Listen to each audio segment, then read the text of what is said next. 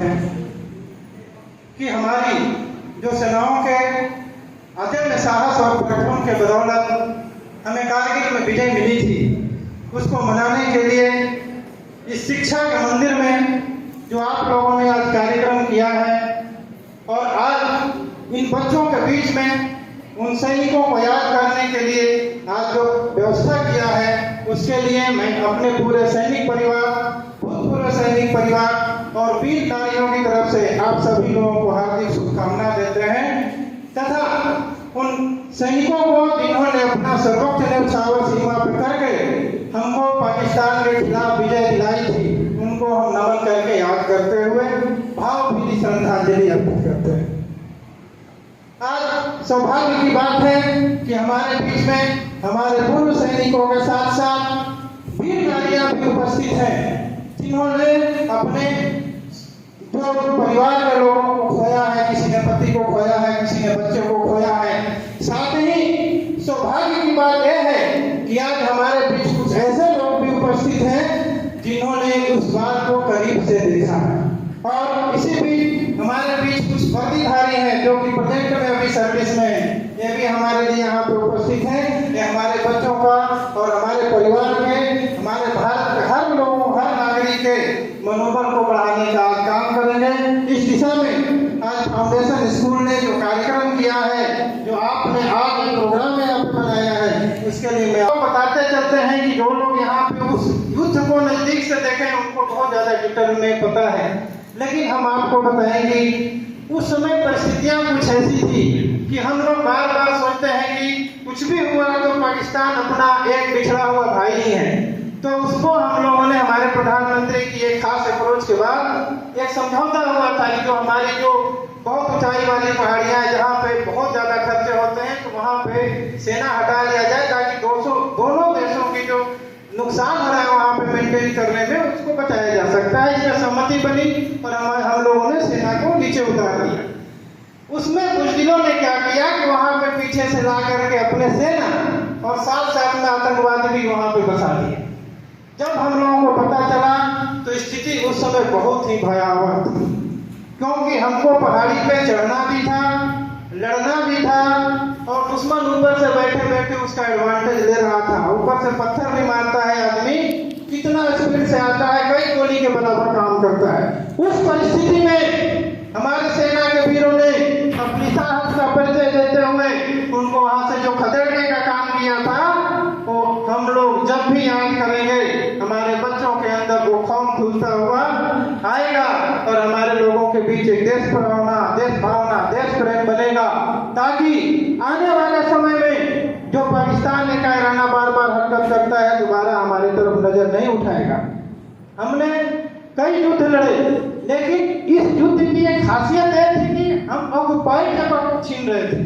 वहां पे जो हमारा दुश्मन था वो अपना पोजीशन बना कर रखा था, हम उसको छीन लिए थे।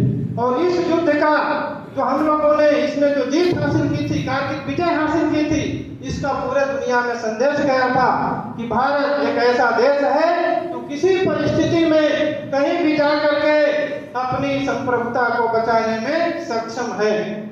और ये एक मैसेज दुनिया को उसी समय गया था। इसके बाद तो आप देख ही रहे हैं कि हमारे देश ने वहां पे जा करके हमारे सैनिकों ने अभी तत्काल में ऑपरेशन सिंदूर की तहत वहां पे पाकिस्तान में अंदर घुस करके उन लोगों को फिर बार एक सबक सिखाया है। लेकिन क्या करेंगे, प्रभु श्री राम ने रामायण में रावण को मारा था, सोचा था कि अब यहाँ से दुष्टों का नाश हो जाएगा, लेकिन जितना जैसे उन्होंने खत्म किया अगले 4-5 साल में नए नए राक्षस पैदा होते रहे। पाकिस्तान की भी स्थिति वही है। अब बार बार उसको सबक सिखाएंगे, बार बार पीछे छोड़ेंगे, बार बार उसको हम अपने सैनिकों को रोकते भी हैं, चलो भाई ठीक है, हमने उसको अपने सीमा से तो खदेड़ दिया, हम उधर नहीं जाएंगे। फिर भी उसको एहसास नहीं होता है कि इसमें कितना खून खराबा होता है, कितना आर्थिक नुकसान होता है। बार बार हमारे अंदर आकर के हमारे निहत्थे लोगों पे वो आक्रमण करता रहता है। तो आज यहाँ पे हमारे इंडियन एक्स सर्विसमैन मूवमेंट के जवान, भूतपूर्व सैनिक, वीर नारियां, हमारे अध्यक्ष सुबेदार हरिंदर तिवारी, उपाध्यक्ष विद्यासागर चौबे जी, उपाध्यक्ष जेपी सिंह जी और कैप्टन बीएन पांडे जी हमारे सभापति हैं। आज सौभाग्य की बात है कि ये उस लड़ाई में शायद शामिल थे। आप आइए अपनी आप बीती बताएंगे हम लोगों के बीच। और सैनिकों के बारे में हम जितना भी चर्चा करें, जितना भी उनकी बड़ाई करें कम है। आप लोग इसमें से बहुत लोग सामान्य नागरिक हैं जो इस चीज को नहीं जानते हैं कि हमारी सेनाएं केवल युद्ध के दिनों में युद्ध नहीं लड़ा करती हैं, हमारे यहाँ डेली युद्ध की प्रैक्टिस होती है। ये जो दिख रहे हैं वर्दी में डेली युद्ध की प्रैक्टिस करते हैं। हमें लड़ने के लिए कोई वार्म अप टाइम की जरूरत नहीं पड़ती है। जब भी जरूरत पड़ती है हम तुरंत युद्ध में कूद पड़ते हैं। हमारे सैनिक रोज उतना ही परिश्रम करते हैं जितना कि युद्ध के दौरान इनको करना होता है। इसीलिए मेंटली फिजिकली हमेशा युद्ध के लिए तैयार रहते हैं। यही हमारी सेनाओं की और जगह की सेनाओं से विभिन्नता है। साथ ही हमारी सेना जब भी हमारे यहाँ से कोई भी बच्चा सेलेक्ट होकर के जाता है मैदान में, जब उसको अप्रोच करता है, जब वहाँ पे देखता है और उसको जब 2 साल की ट्रेनिंग के बाद उसके दिमाग को ऐसा ऊर्जा से भर दिया जाता है तो सीमा पे जाते हुए यही कहता है कि मैं गजरे की खुशबू को महकता छोड़ आया हूँ, किसी गजरे की खुशबू को महकता छोड़ आया हूँ, अपने हिस्से की धरती को मैं तन्हा छोड़ आया हूँ।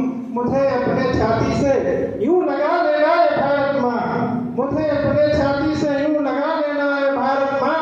मैं अपने माँ के बाहों को तरफता छोड़ आया हूँ, मैं अपने बाहों को तरफता छोड़ आया हूँ।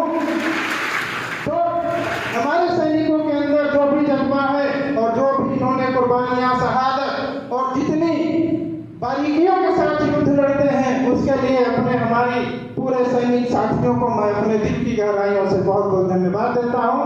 और धन्यवाद देता हूं आज फाउंडेशन स्कूल की मैनेजमेंट कमेटी को कि आपने इतना अच्छा कार्यक्रम करके हमारे सैनिकों को मनोबल बढ़ाने का, हमारे भूतपूर्व सैनिकों को अपने बीच लाने का जो काम किया है।